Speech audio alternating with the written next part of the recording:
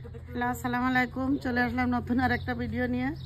তো দেখেন আমি শাক তুলতে এসেছি। আজ ডিমের বিড়াল নিয়ে আসছে বাইরে দেখানোর জন্য। ওই দেশে উঠে যাচ্ছে। ওই যে মুরগি দেখাচ্ছিল, কিন্তু মুরগি ঘরে যায় নাই। আর জিহাদ এখন লোনাকে পিক আপ করতে যাবে বাস স্টপে। তো এই যে আর আমি এই যে গ্রিন শাক উঠাচ্ছি। কিছু শাক ভর্তা করবো। আর এই যে উঠাচ্ছি, এখান থেকে উঠাবো কারণ শাকগুলো অনেক বড় হয়ে গেছে, উঠাতে হবে। কি হলো, কই যাই? বিড়াল নামিছে, ঠিক আছে।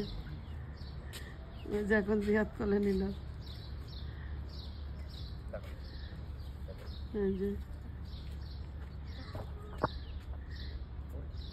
আল্লাহ হাফেজ।